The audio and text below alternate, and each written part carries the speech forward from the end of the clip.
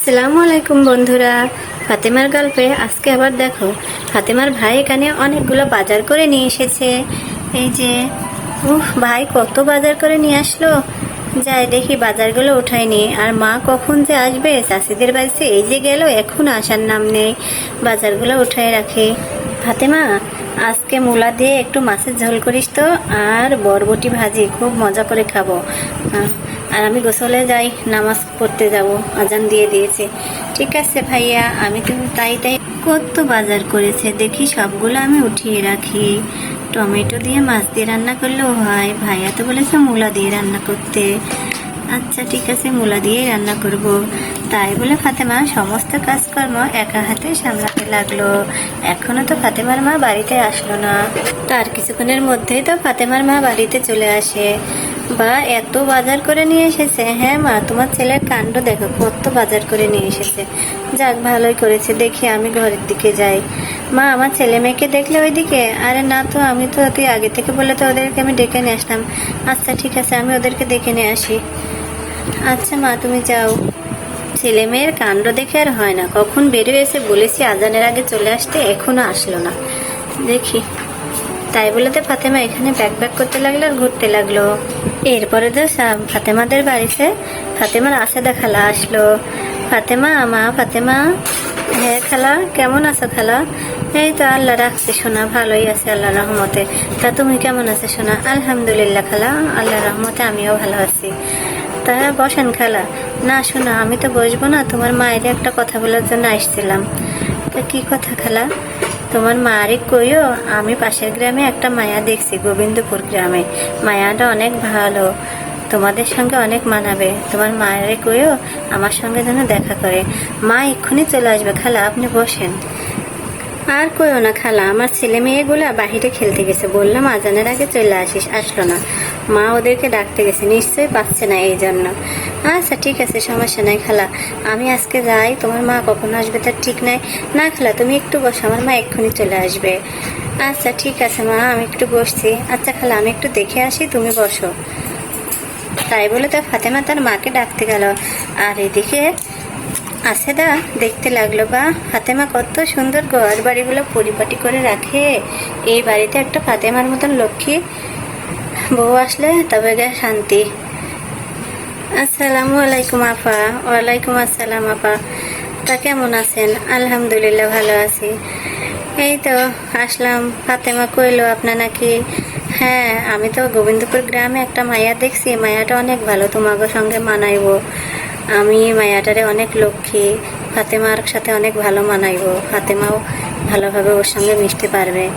তাই যাক, আমার ছেলেটারে একটা যদি বিয়ে একটা ভালো সম্বন্ধের জন্য কতদিন ধরে অপেক্ষা করছি, আল্লাহ বোধহয় এবার মুখ তুলে তাকাইছে।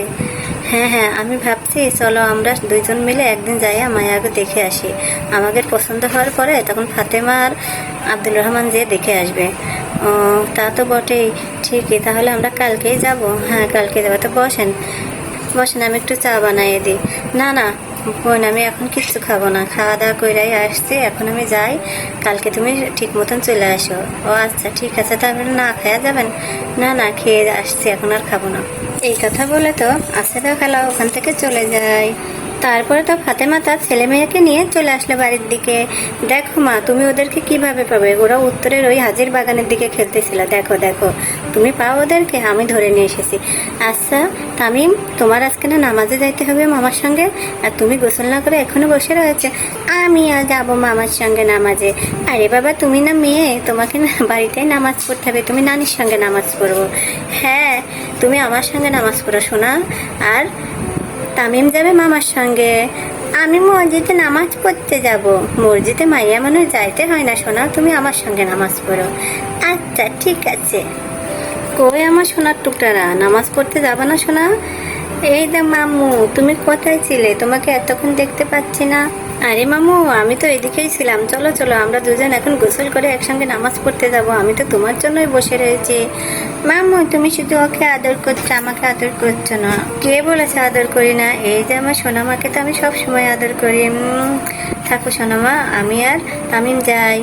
এরপরে তো তামিমের মামা চলে গেল মসজিদে নামাজ পড়ার জন্য।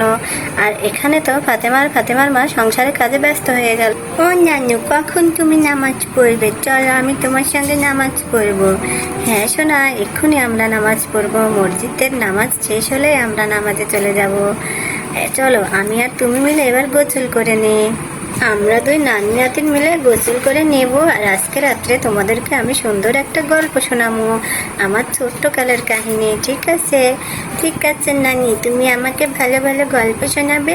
আর আমি যখন স্কুলে ভর্তি হব তখন সবাইকে আমি গল্প শোনাবো। ওরে আমার সোনাটা কত বড় হয়ে গিয়েছে। এদিকে তো ফাতেমা বাজারগুলো সব একে একে ঝুড়ির মধ্যে সাজিয়ে রাখতে লাগলো। কি সুন্দর ফুলকপিটা, মূলা, শীত নাই আসতে শীতের তরকারি উঠে গেছে। এগুলো দিয়ে খাইতে যা মজা লাগে না, খুবই মজা লাগে। যাই, ভাই নামাজ পড়ে আসার আগে সব জিনিসপত্রগুলো গুছিয়ে রাখি। দেখো ভাইয়ের কাণ্ড দেখো, আমার ছেলে মেয়ের জন্য আবার ফলও কিনে নিয়ে এসেছে। এত টাকা খরচ করতে নিষেধ করলেও ভাই তাও শোনে না। যাই, এগুলো এখানে রেখে দিই। এগুলো এখানে থাক। আর মাছটা কুটে আমি রান্না করে নিই, বটি নিয়ে আসি। বন্ধুরা, আমাদের গল্প কেমন লাগলো? যদি ভালো লাগে তাহলে এক্ষুনি আমাদের চ্যানেলটি সাবস্ক্রাইব করে দাও।